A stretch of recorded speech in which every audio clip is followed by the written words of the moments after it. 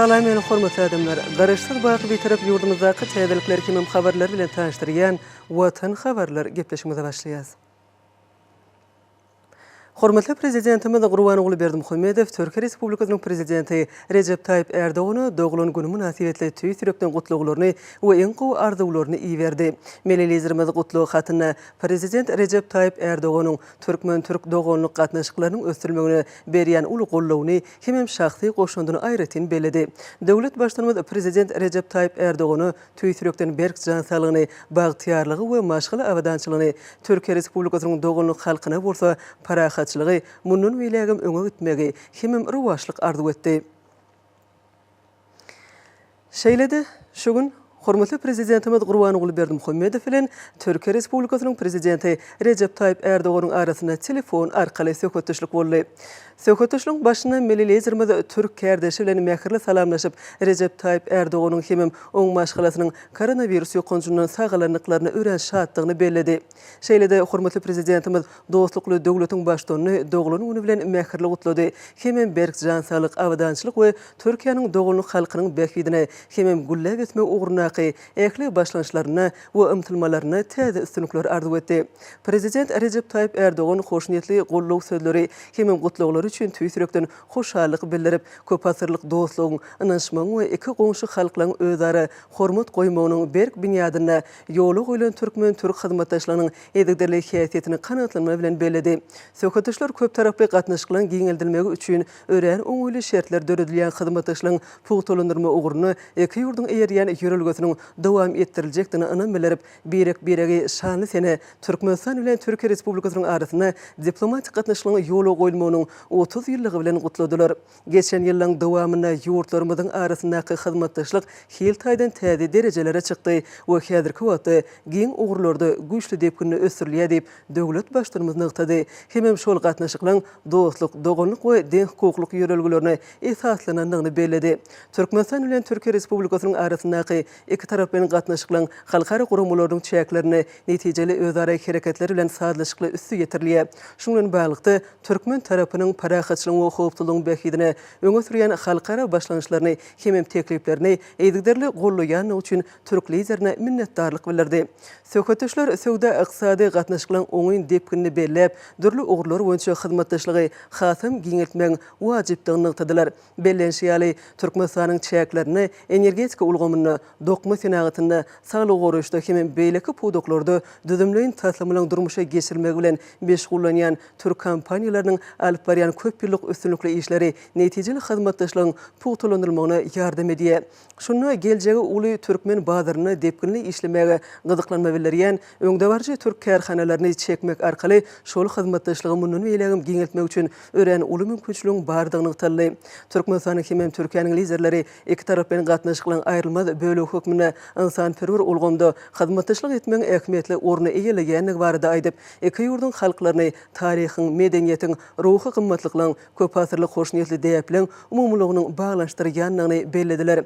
Şu ugurlar häzirki döwürde täze mazmun bilen baýlaşýar. Şeýlede söhbetdeşler ilim we bilim, medeniýet we sunugat ulgamlaryna uly mümkinçiligiň bardygyny bellediler.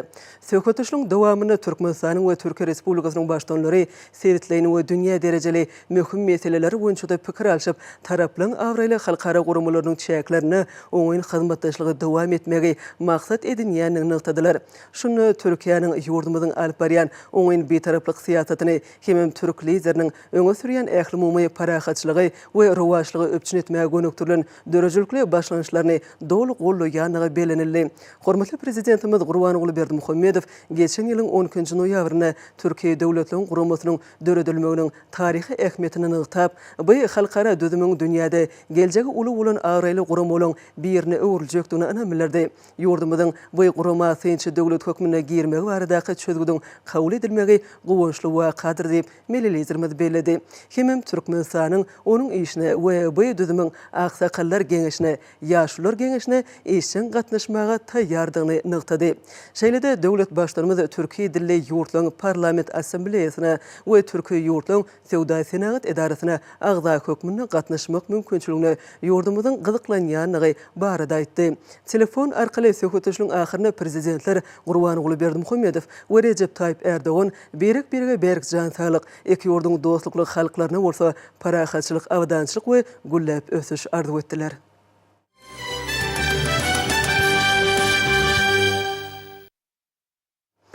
Şogun Türkmenistanyň Ministrler Kabinetiniň başlygynyň ornwasary Gylyjewiň Gazagystan Respublikasynyň Premier Ministriniň birinji ornwasary Sklar bilen telefon arkaly söhbetleşik geçirildi. Taraplar söhbetleşigiň barşynda Türkmen-Gazak söwda ykysady gatnaşyklarynyň häzirki ýagdaýyna hemem oňmundan beýlegim ösdürmegine degişli meseleler aralyp maslahatlaşdylar. Şunuň bilen baglykda söwda, owa hojalyk, senagat hemem beýleki podoklarda iki tarapyň hyzmatdaşlygyň geljegi uly ugurlaryny aýratyn üns berildi. Taraplar geljegi uly ähli ugurlary boýunça Türkmenistanyň we Gazagystanyň iki tarapyň hemem köp tarapyň hyzmatdaşlygynyň ösdürülişiniň oňyn depkinini nygtadylar we ýokary derejede gazalynan alalaşyklary durmuşa geçirmek üçin zerur tagyllary etmek barada alalaşdylar. Bu bolsa öz nowatyny özara gatnaşyklaryň hasam giňildirmegine we putulandyrmagyna ýardam berer. Türkmenistan we Beýik Britaniýanyň daşary siýasat edaralarynyň arasyna göni video aýratnaşyk arkaly duşuk geçirildi. Guruluşlyň dialogyň çäklerini gurulan bu duşugy Türkmenistanyň Ministrler Kabinetiniň başlygynyň ornwasary Daşary işler ministri Meredow hemem Beýik Britaniýanyň daşary işler arkalyşygyň işleri we ösüş boýunça ministrleriň Günorta we Merkez Aziýanyň Birleşen Milletler Guramasynyň we arkalyşygyň işleri boýunça ministr Lord Tarik Ahmad gatnaşdy. Avraylı halkara düzümlerinin hususanen Birleşen Milletler Guramasynyň Ýewropada howpsuzlyk we hyzmatdaşlyk Guramasynyň Ýewropa Birleşen we beýlekliň çäklerindäki hyzmatdaşlygyň hasam işçileşdirilmeginiň zerurlygy beýan edilip, diplomatlar iki taraplaryň gün tertibiniň ähmetli wakasynyň iki ýurduň arasynda diplomatik gatnaşyklaryň ýoly goýulmagynyň 30 ýyllanyň derwaýslygyny belläp geçdiler. Geçen ýylyň dowamynda Türkmenistanyň we Beýik Britaniýanyň birlikdäki tagallalarynyň netijesini dürli ugurlardaky hyzmatdaşlykda ýokary netijelen gazanlandygyp, özara ynanşmak we düşünşmegiň pogtalandyrylanyny nyktalyp, taraplar iki ýurduň daşary işler ministrlikleriniň arasyndaky gatnaşyklaryň, ugurdaş edaralarynyň gepleşikleriniň mümkinçilikleriniň hasam giňeldilmeginiň zerurlygyny beýan etdiler. Sewitliň durnuklylyk we howpsuzlyk meseleleriniň üstünde durup geçmek bilen diplomatlar taraplaryň ogan topragyna awdançylygyň, durnukly ösüşiň öpçün edilmegine hemde Owganistanyň sewit ähmetli ýeri gowrumly ykdysady, energetika we uly kommunikasiýa ähmetli ýeri gowrumly täsirlemlere gatnaşmany göntürilen tagallalarynyň otgoşdurulmagynyň zerurlygyna aýratyn üns çekdiler. Adam ölçegleri, saglyk goraýyş, bilim we ilim, ýokary tehnologiýalar we innowasion çözgütler babatynda iki taraplaryň özara hereketleň hasam işçileşdirmek babatynda da alalaşylyp, guruluşlaryň dialogyň ahyrynda ministrler Türkmenistanyň we Beýik Britaniýanyň daşary işler ministrlikleriniň arasynda hyzmatdaşlyk boýunça özara düşünşmek hakynda ähtnama gol çekdiler. Şogun Türkmenistanyň Ministrler Kabinetiniň başlygynyň ornwasary Serdar Berdimuhammedow bilen Türkiýe Respublikasynyň Sowda ministri Mehmet Muşyň arasynda telefon arkaly söhbetleşik geçirildi. Söhbetleşigiň dowamyna taraplar syýasy, sowda ykysady we medeni insan-perwer ulgamlarda Türkmen-Türk hyzmatdaşlygynyň iler tutulýan meselelerini aralyp maslahatlaşdylar. Şu ýyl Türkmenistan bilen Türkiýe Respublikasynyň arasynda diplomatik gatnaşyklaryň ýoly goýulmagyny 30 ýyl dolýar. Şuňdan baglykda şu geçen döwrüň üçin iki doganlyk ýurduň özara gatnaşyklary uzak möhletliğin stratejik häsiýete ýa boldy. Häzirki wagtda iki doganlyk ýurduň döwlet başdanlarynyň ýygyderli tagallalaryny netijesinde ähli ugurlarda şol sany syýasy, diplomatik, sowda ykysady, medeni insan-perwer gatnaşyklary ýokary derejede alınıp barlýar. Türkmenistan bilen Türkiýany köp asyrlyk dost doganlyk gatnaşyklary birleşdirýär. Bu bolsa ýoly goýulan ýokary derejeli hyzmatdaşlygy munun beýlegi putulandyrmak üçin berk binýat bolup hyzmat edýär. Söhbetleşigiň barşyna sowda ykysady hyzmatdaşlygy hasam giňetmek, şol sany ulug üsaşyr, maýa goýum we beýleki ulgamlarda bilelikdäki taslamlary durmuşa geçirmek meseleleri boýunça pikir alşyldy. Şuňdan baglykda iki tarapyň sowda ykysady gatnaşyklary ösdürmekde, ykysady hyzmatdaşlyk boýunça hökümetara Türkmen-Türk toporunyň hemem Şäwürlik Geňeşiniň ähmetli orun eýileýänligi belenildi. Mundan başga taraplar uzal gazalynan iki tarapyny ilalaşyklar hemem dürli ugurlarda bar bolan uly mümkinçiligiň peýdalanmagy babatda Türkmen-Türk hyzmatdaşlygynyň geljegi barada durup geçdiler. Telefon arkaly söhbetleşigiň ahyrynda taraplar iki ýurduň arasyndaky gatnaşyklaryň ähli ugurlary boýunça ösdürmek babatda edilýän tagallalalar üçin birek hoşallyk bildirdiler. Hemem munun beýlegim üstünlikli işlemek arzu etdiler.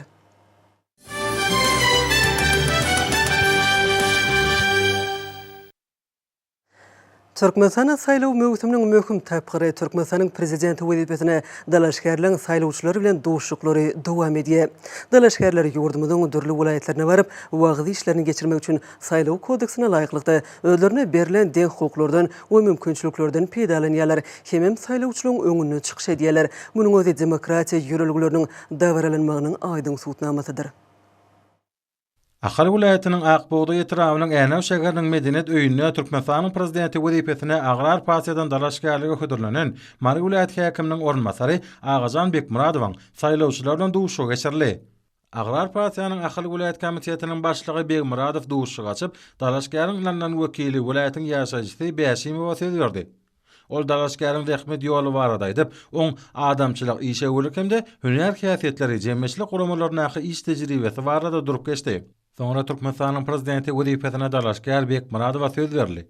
Ol özüniň saylawlaryň öňýanyna maksatnamasyny beýan edip, ýurdumyzyň ykdysady kuwwatyny potolandyrmaga, halkymyzyň awadançylygynyň ýokary derejesini üpçün etmäge gönükdirilip, ýurdumyza ýaýwanlanan giň we şöyle durmuş ykdysady özgertmeleri durmuşa geçirmege dowam etjekdigini notady.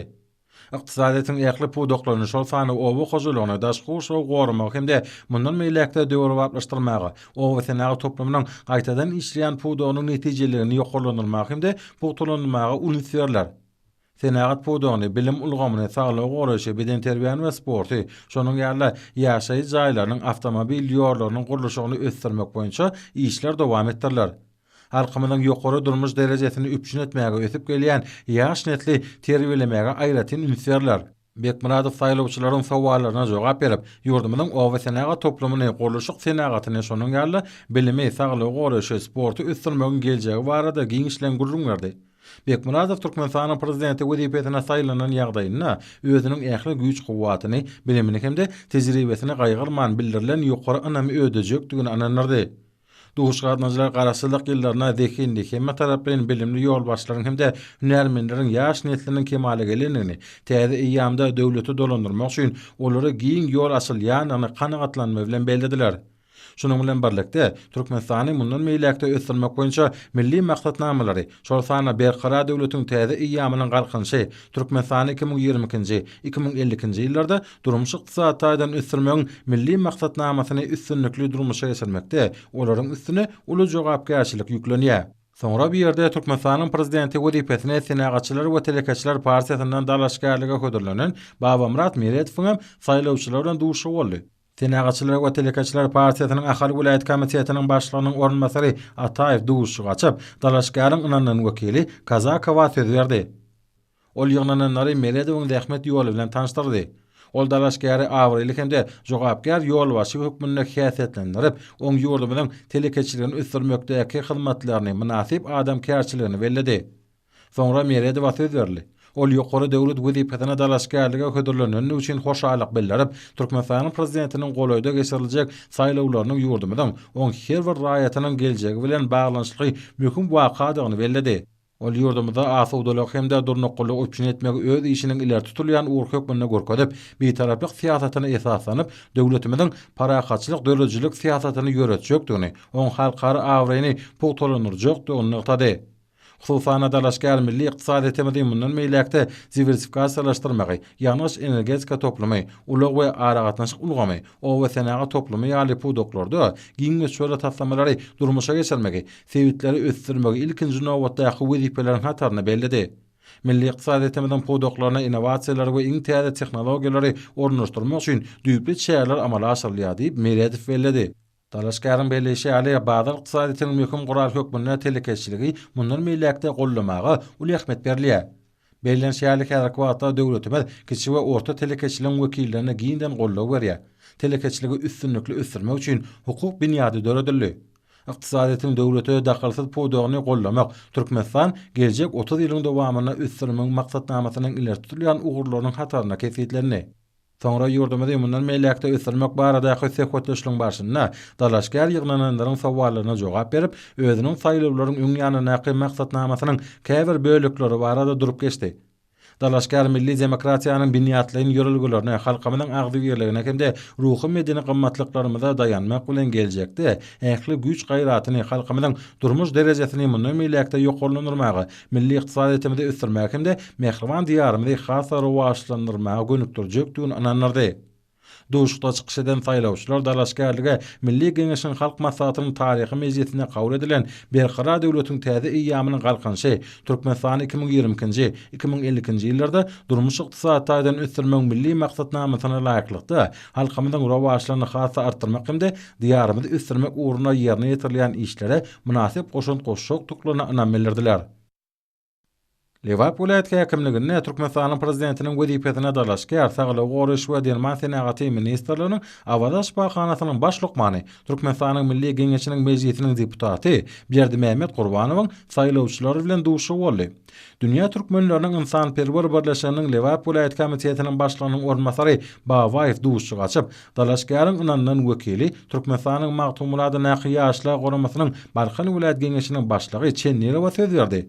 Ol ýygnananlary Balkan vilayetinden raýatlaryň teklipçi topar tarapyndan iň ýokary döwlet wezipesine ködürlenen Berdimehmet Gurbanowyň zähmet ýoly bilen tanıştyryp, ony belin adamkärçilik häsiýetlerine eýe bolan, ul awraýdan hemde hormatdan peýdalanýan işçiň jogapkar hemde tejribeli ýolbaşy hökmünde häsiýetlenlerdi. Gurbanow özüniň saýlawlaryň öňýanyna naky maksatnamasynyň esasy ugurlaryny beýan edip, özüniň ähli tagalasyny, watanymyzyň mukaddes garaşsyzlygynyň 30 ýylyň dowamyna ýetilen belin sepketleri mundan meýlekde pogtalanyrmagy, oň ykdysady kuwwatyny artdyrmagy, ýurdumynyň ykdysadyýetiniň esasy pudoklaryny sağlaşly ösdürmäge, halkymyň hal ýagdaýyny ýygrikdäli ýokarlandyrmagy, dünýäniň ähli ýurtlary bilen din hukukly gatnaşyklary ösdürmäge we giňetmäge gönükdirjekdigini nykdady. Soňra dalaşgar saýlawçylaryň sowallaryna jogap berdi. Olar hususan welaýatyň senat ulgamyny owa hojulugyny hususy telekeçilik ösdürmek geljegi, ilatyň durmuş taýdan üçünçligi we beýlekleri bilen gyzyklanýarlar. Gurbanow duşgatnyjylar bilen söhbetleşiň dowamyna jemgyýetimiziň öňünde durýan wezipeler hemde olar çözmegiň anyk ýollary barada öz garaýşyny beýan etdi. Gurbanow Türkmenistanyň prezidenti wezipesine saýlanan ýagdaýynda özüniň ähli tagalasyny, bilimini hemde tejribesini bildirilen belin anamy ödeme gönükdirjekdigini ananlardy. Duşgatnyjylar Türkmenistanyň Milli Geňeşiniň halk maslahatynyň mejlisiniň taryhy ähmiýete eýe bolanyny hemde onuň döwletimiziň, jemgyýetimiziň durmuşyna şany waka öwürlenýän nyktadylar. Mejlisde kabul edilen resmi namalara hususan berqarar döwletiň täze eýamynyň galkynşy Türkmenistany 2020-nji 2050-nji ýyllarda durmuş ykdysadyň ösdürmek milli maksatnamasyndan şeýle-de hormatly prezidentimiziň tawşyryklaryna gelip çykýan möhüm wezipeleri öňe çekildi. Şunda bu maksatnamadan we beýleki geljegi uly meýnamalardan gelip çykýan wezipeleriň durmuşa geçirilmegine täzeçil pikirlenmegi başarýan giň dünýä garaýşly ýaş ýolbaşçylary möhüm orunda geçirler. Şeýle-de bir ýerde Daşady vilayetiniň raýatlaryň teklipçi topar tarapyndan iň ýokary döwlet wezipesine dalaşgarlyga hödürlenen Türkmenistanyň Demokratik Partiýasynyň Türkmenmaşy tarap komitetiniň başlygy Maksat Ödeşew bilen duş geçirdi. Saýlawçylardan duşygy Seýitnazar Seýdadyr Naky döwlet sağly drama teatrynyn artisti Haýt Gulyýew açdy. Ol dalaşgaryň ynandan wekili Daşady vilayetiniň Gurban Sultanyzadyr Naky etrafynyň kärdeşe kılıçlarynyň etraf birleşiginiň başlygy Aman Geliýew söz berdi. Ol ýygnananlary Ödeşewiň zähmet ýoly bilen tanıştyryp, ony jogapkärçilikli hemde ak ýürekli adam, tejribeli hemde başarjak, öňde goýulan wezipeleri çözmäge okyply ýolbaşy hökmünde häsiýetlendirdi. Soňra dalaşgara söz berdi.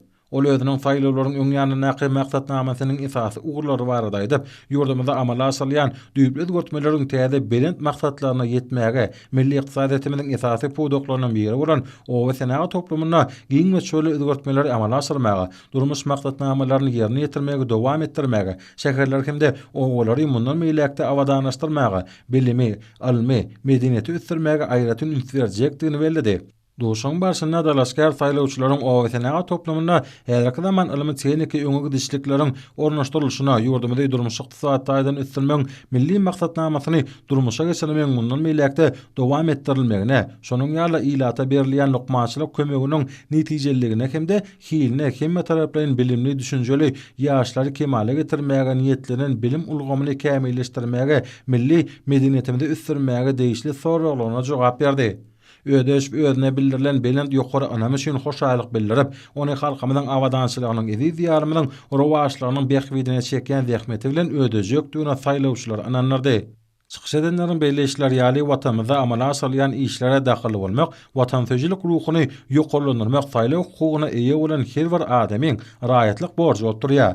Ýokary döwlet wezipetine dalaşgarlardan iň münasibini saýlamak halkymyň durmuş işçiligini dünýä äşkär edýän hakykatdyr. Halkyň anamyna ýurdumynyň ykbalyna münasip bolmak, başa başlanan özgertmeleri amala asyrmak beýik borç bolup durýar. Ministrler Kabinetiniň 25 fevral sany ulgam arkaly geçirilen meclisine hormatly prezidentimizin gol çeken degişli karary bilen Türkmenistany temmäkiden azat ýurda öwürmek boýunça 2022-2025 ýyllar üçin milli maksatnama we ony amala aşyrmak boýunça ýerine ýetirmeli çäreleň mailnamasy tasdiklanyldy. Şu gün paýtagtymyzyň Garagum mehmanhanasyna bu möhüm resminamanyň tanışdyrylmagyna başlanan briefing geçirildi.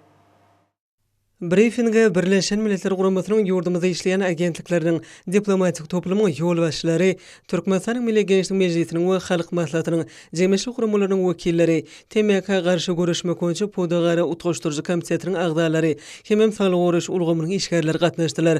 Çykyş edenler Turwaşdan hormatly prezidentimiziň degişli karary gol çekip, Türkmenistany TMKden azat ýurda öwürmek boýunça 2022-2025 ýyllar üçin milli maksatnamany we ony amala aşyrmak boýunça ýerine ýetirmeli çäreleň mailnamasyny tasdiklandygy üçin tüýsürekden hoşallyk bildirdiler.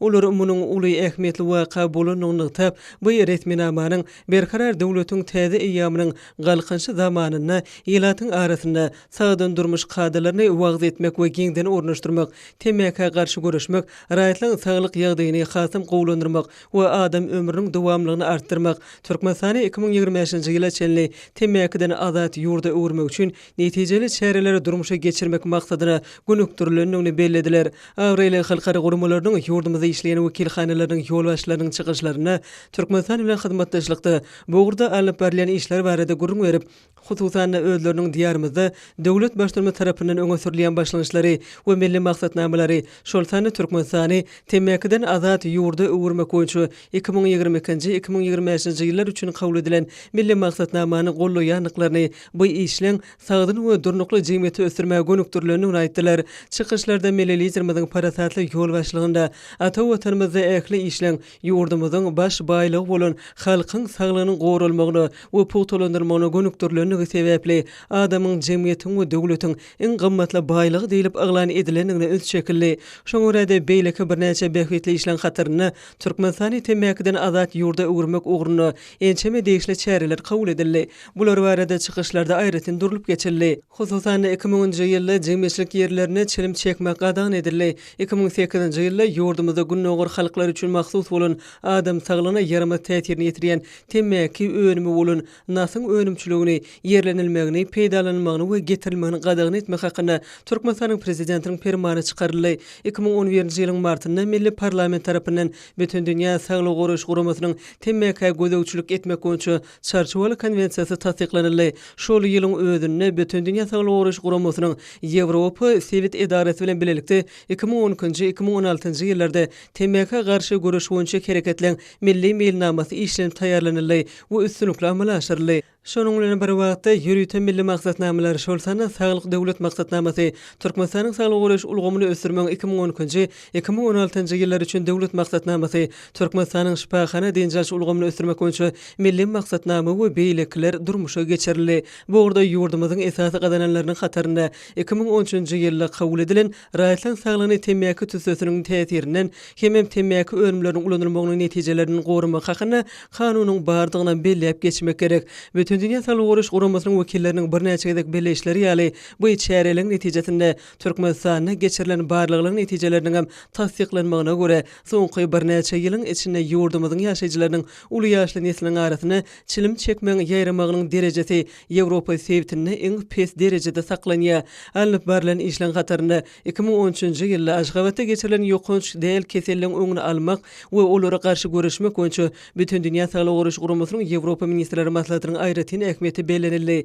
Bu ýewkeçilikli maslahatyň başyny melelizmimiz ýurdumyzyň raýatlarynyň saglygynyň temmäki tüsüsiniň yarama täsirinden gorulmagyny gönükdirilen birnäçe möhüm başlanýşlary bilen çykyş etdi. Jemleýe Aşgabat jarnamasyna adamyň saglygyny gorumak boýunça möhüm çärelen hataryny, ýylatyň saglygyny temmäki ulanylmagynyň weýran ediji täsirlerinden gorumak boýunça çäreleri işçiňleşdirmek görkezildi. Şeýlede çykyş edenler Türkmenlizer tarapyndan öňe sürülen başlanýyşlaryň üstünliginiň hem durmuşa geçirilen 23 ýylly özgörtmeleň şol sana bolgumdaky çäreleň netijeliginiň egirt uly gyzyklanma döredýändigini we dünýä bilelişigi iri halkary we sewit guramalary hem düzümler tarapyndan ýokary baha eýe bolanyny bellediler. Iň aýdyň mysalyň bir hökmüni 2014-nji ýylyň iýunyna we 2016-njy ýylyň iýunyna hormatly prezidentimiz temmäki önümleriň ulanylmagynyň ýaýramagyna garşy görüşe goşan egirt uly goşandy üçin bütün dünýä Sağlyk Goruş Guramasynyň ýürütde syýlaklarynyň gowşurlaryny görkezmek bolar. Briefingiň dowamyny Türkmenistany temmäkiden azat ýurda öwürmek boýunça 2022-2025-nji ýyllar üçin kabul edilen milli maksatnama we onu amal aşyrma gözüne tutulan çäreleri bilen tanışdyryldy. Şoň bilen baglyqda bellenşi ýaly garaşsyz we hemiçelik beýtarap Türkmenistanyny halkyň arasynda sagdyn durmuş kadrlaryny ornaşdyrmak, wagt nesihat işlerini güýçlendirmek, ýaş nesilleri sagdyn ruhda terbiýelemek, adamlaryň saglygyna ziýan ýetirýän çilimkeşlige garşy görüşmek, temmäki önümlerini ulanýan raýatlaň saglygyny bejerip, olaň beden we ruhy taýdan sagdyn bolmagyny gazanmak döwlet siýasatynyň iler tutulýan ugurlarynyň birine urildi. Temmäki çekmekden we oň tüsüsiniň täsirinden her ýyl dünýäde ören köp adam kelek bolýar. Temmäkiniň we temmäki önümleriniň ulanylmagy durmuş ykdysady täsirleri de alyp barýar. Hemem daşky gurşa uly ziýan ýetirýär. Çykyş edenler bular barada aýdyp kabul edilen milli maksatnamanyň ýylatyň saglyk ýagdaýyna hasam gowlanyrmak we adam ömrüniň dowamlygyny artdyrmak, Sağlyk Goruş halkara ölçeglerine laýyklykda ösdürmek, hemem kämil we ýokary netijeli Sağlyk Goruş ulgamyny döretmek maksady bilen rejelenen görnüşde tasdiklanan Türkmenistanyň prezidentiniň saglyk döwlet maksatnamasyna bellenen ugurlary esaslanýanlygy, hemem temmäki garşy görüş çärelerini ulgamlygyny alyp barmak, ýylaty temmäkiniň saglygy we ömrü salýan howpy barada duýdurmak, adamlary temmäki tüsüsiniň ziýanly täsirinden gorumak ýaly netijeli çäreleri we beýlekleri öz içine alýanyny nykdylar. Çykyş edenler alyp barýan şeýle işler üçin döwlet başlarymyzy ýene-de bir gede hoşallyk bilip, melelizmimiziň janynyň hemişe sag, başynyň dik we ömrüniň uzak, ýylgyn bäkitli döwlet ähmiýetli uly işlerine munun ýelegim uly üstünlikleri arzu etdiler. Hemem Türkmenistany temmäkiden azat ýurda öwürmek boýunça 2022-nji 2025-nji ýyllar üçin milli maksatnamany we onu amal aşyrmak boýunça ýerine ýetirilmeli çäreleň meýilnamasyny amal etmekde tagalarlaryň gaýgyrman işlejekdiklerine hormatly prezidentimiz ynandyrdylar. Меня зовут Дмитрий Шлопаченко, я постоянный координатор ООН в Туркменистане. Birleşen Milletler Guramasynyň Türkmenistanyň hemişelik utgaşdyrjysy Dmitri Шлопаченко. Maňa bu ajaýyp waka we çäre gatnaşmaklyk ören ýakymly. Waka ören ähmiýetli waka bolup durýar. Sebäbi Türkmenistan 2025-nji ýyla çenli temmäkiden azat ýurt hökmüne tananmaklykda ýene-de bir möhüm ädim etdi. Türkmenistan bu derejäge ýetmäge münasip az sanly ýurtlaryň hatarına girýär.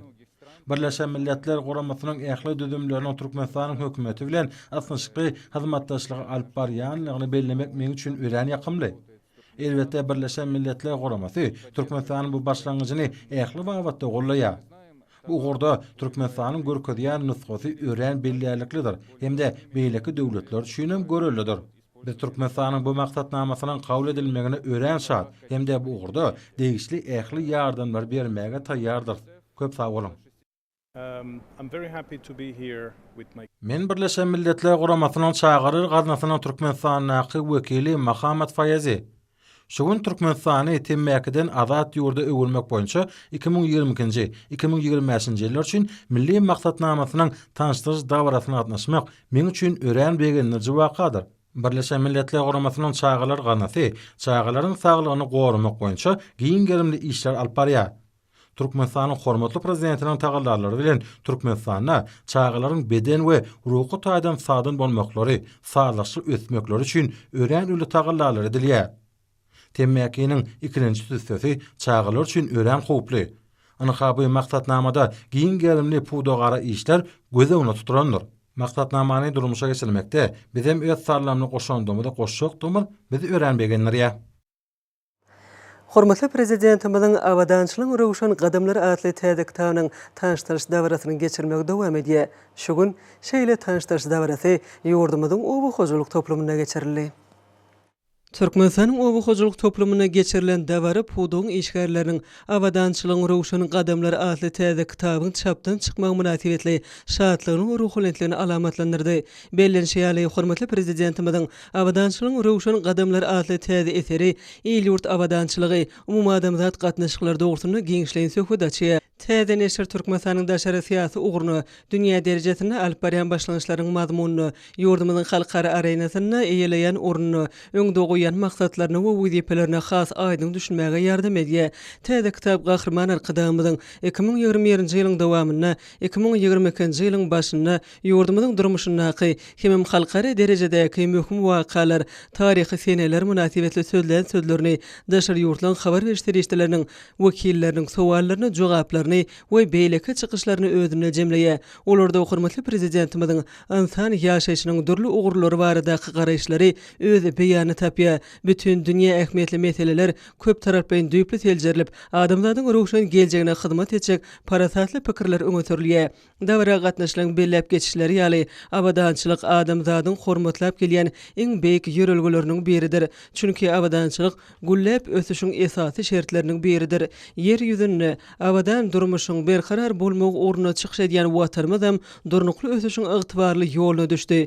Ýurdumyzyň syýasy gatnaşyklarda oňun beýtaraplyk hukuk ýagdaýyndan gelip çykýan wezipeler esaslanmak bilen sebitde durnukly ösüşi, hoşniyetli goňşuçylyk we parahatçylyk puwtulandyrmagy aýratyn ähmiýet berýär. Parahatçylyk we ösüş maksatlaryna gönükdirilen taslamalaryň durmuşa geçirilmegine ýygdarly gatnaşýar hem oňun teklipleri öňe sürýär. Tanştaş dawarasy şowhunly çykyşlary bilen utgaşdy. Dawaranyň ahyryna hormatly prezidentimiz obuhujuluk pudugynyň işgärleriniň adyndan ýüzlenme kabul edildi. Hormatly prezidentimiziň awadançylygyň rowşan gadamlary adly täze kitabynyň tanşdyryş dawaralary uly ruhlentligi betlenýär. Ýokary guramaçylyk derejesine geçirilýän çäreliň dowamyny hormatly prezidentimiziň täze neşriniň ähmiýeti barada aýdylýar. Bellenşeýäli täze kitapda döwlet başlarymyzyň soňky döwürde möhüm halkary derejesindäki we ýurdumyzda geçirilen dawaral çärelerde eden maksatnamalyň çykyşlary millilijerimiziň tutuş dünýäde köp millionly okujylary bolan metbuat telişdelerine, dünýäniň agryly teleýaýlymlarynyň we habarlar agentlikleriniň wekilleri bilen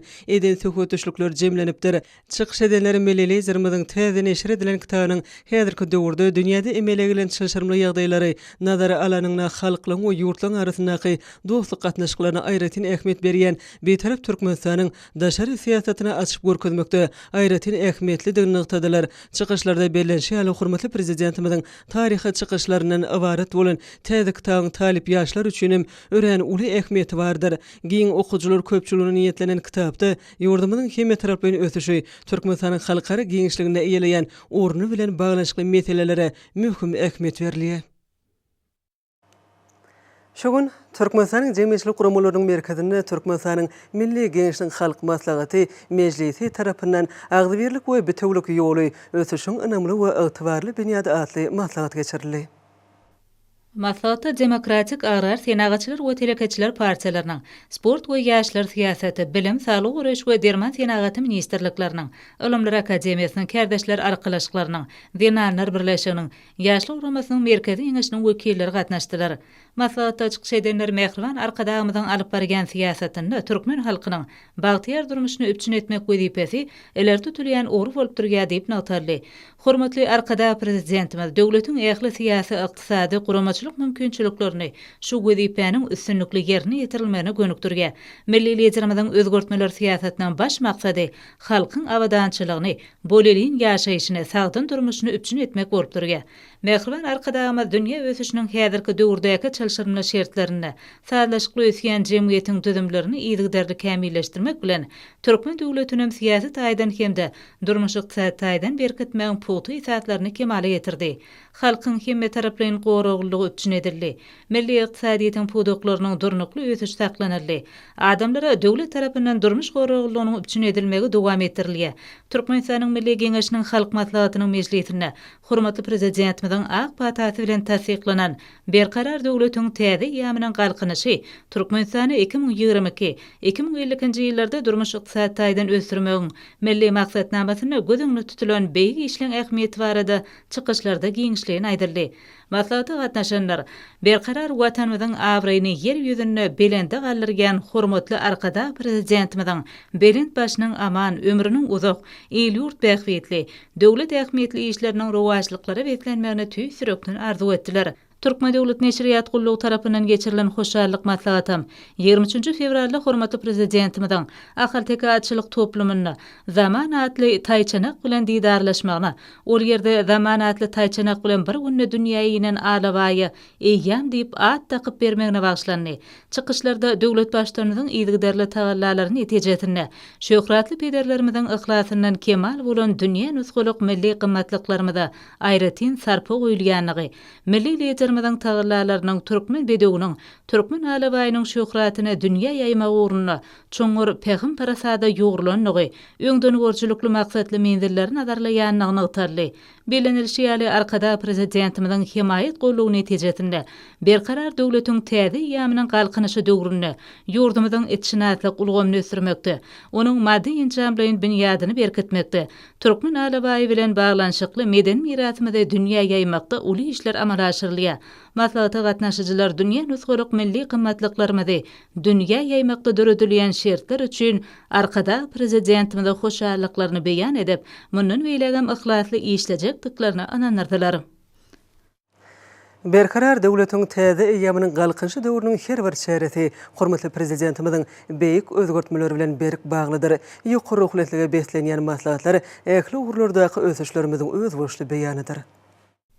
Türkmenistanyň Kerdeşler Arkadaşlyklarynyň milli merkeziniň Dynanyr birleşeniň merkezi eňeşiniň Aşgabat şäher häkimliginiň bilelikde uramagyna geçirilen çäri keşdeli dünýämiz nagyşlan nagmasy ilip atlanyrly.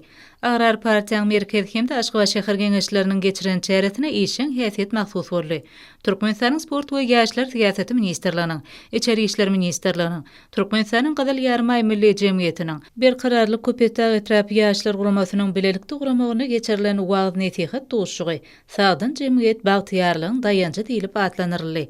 Türkmen Döwlet Ykdysadyýet we Dolanýaş institutynyň guramagyna, ýokary mekdeplerinde ingliz tili dersiniň taliplen hünerini laýyklykda okudylmagyny kämilleşdirmek atly onlaýn usuliýet maslahaty geçirildi. Türkmenistanyň Ilimler Akademiýasynyň Taryh we Arheologiýa institutyna ýaş alimler we aspirantlar ilmi adamlar atly ilmi maslahat geçirildi. Murat Garry ifadany Türkmenistanyň Döwlet Lokmançylyk Uniwersitetinde ýaş alimler we talipler gatnaşmaklaryna geçirilen ilmi maslahat Türkmenistanyň tebigy ferişdeleri, melhemler ummana diýilip atlanyrly. Ýagşylyk kayfadana Kalkara Nebit we Gazi Uniwersitetinde sanly ulgam arkaly türkmen ýaşlary goluny ýamyň beýik işler atly okuw maslahaty geçirildi.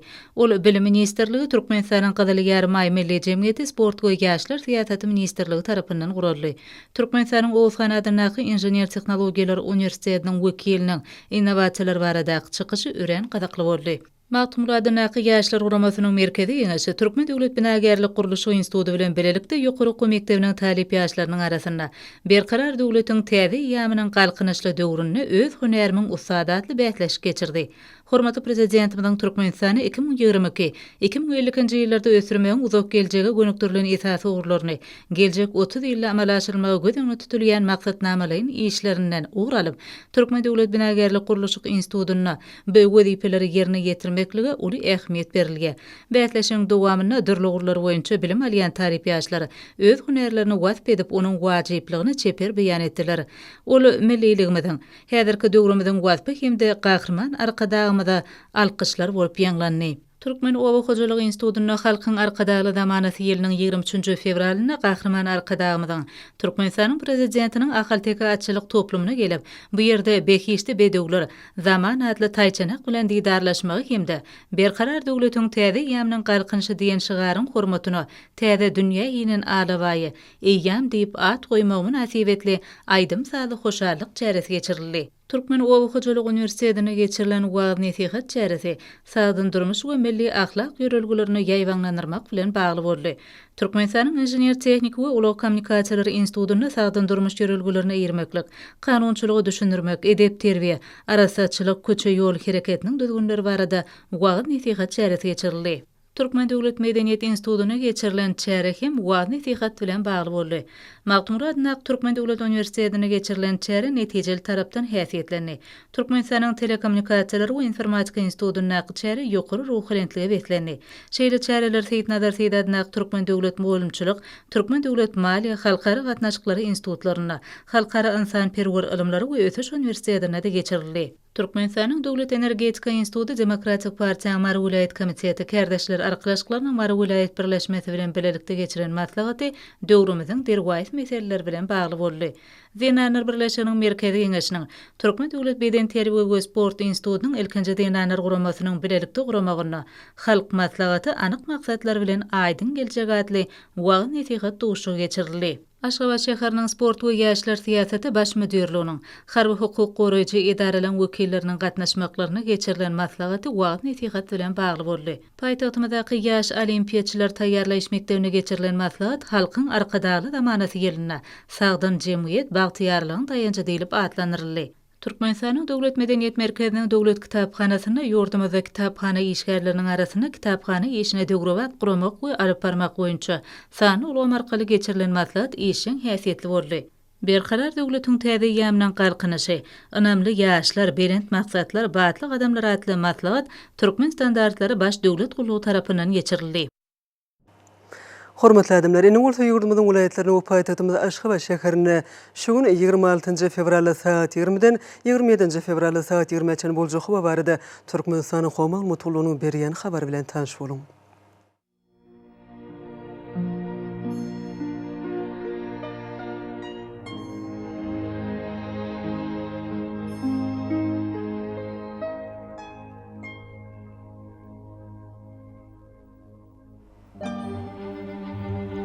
Balkan vilayetine ötkäp duran bulutly hawa ýağış ýagar. Demirad gunatardan telesekunt 9-14 metr etýän şemal öter. Hawa gecetine 5-10 gradus mayl, gündüzine 12-17 gradus mayl bolar.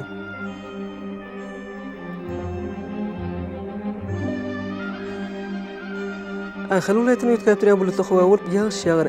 Demirad gunatardan telesekunt 9-14 metr etýän şemal öter. Hawa gecetine 7-12 gradus, gündüzine 14-19 gradus mayl bolar.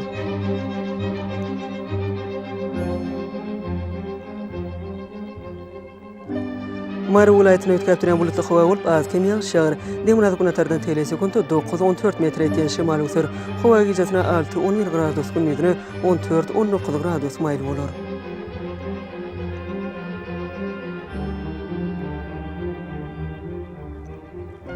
Lewap vilayetine ötkäp duran bulutly hawa bolup azkem ýağış ýagar. Ortadan telesekunt 9-14 metr etýän şemal öter. Hawa gecesine 6-11 gradus, gündüzine 17-22 gradus mayl bolar.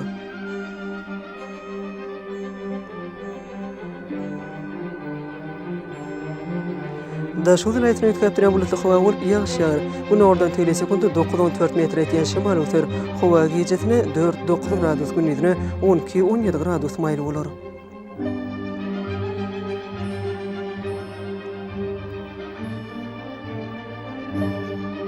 Paýtagtymyz Aşgabatda ötkäp duran bulutly hawa bolup ýağış ýagar. Demirad gunatardan telesekunt 12-14 metr etýän şemal öter. Hawa gecesine 8-10 gradus, gündüzine 14-16 gradus mayl bolar.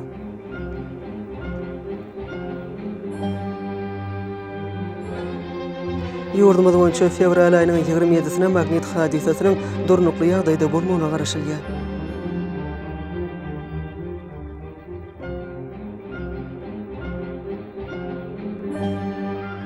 Eziz watandaşlar, gyş pasyny günüň dowamyna howanyň derejesiniň üýtgäp durýanyny nazara alyp, paslyň aýratynlyklaryna laýyklykda geyinmegi, şeýle-de häzirki wagtda howada tozan bölejikleriniň hadadan 5 götürüm artmagy we howanyň akymynyň üýtgemi bilen baglanşykly howa şertleriniň adamyň bedenine ýetirip biläjek oňysy täsirleriniň öňüne almak maksady bilen agyzy burun örtügini ulanmaklygy maslahat berýär. Hopsuz bolan 2 metr araçagy berja etmek, eller arasynda saklamak zerurdur. Mehriban elçiler, bulary berja etseňiz ýylyň islenip paslyny öz saglygyňyzy gorap bilersiňiz. Mehriban adamlar şuňlan watan habarlar gepleşimi jemleýäs. Berkarar döwletiň täze eýamynyň galkynşy döwrüne ata watanymyz Türkmenistan ähli babatlarda ötüşlere beslenýär. Ähli ötüşlüň özünini bolsa halkyň bekbidi bar. Çünki biziň ýurdumyzda döwlet adam üçindir. Hoş wagtyňyz.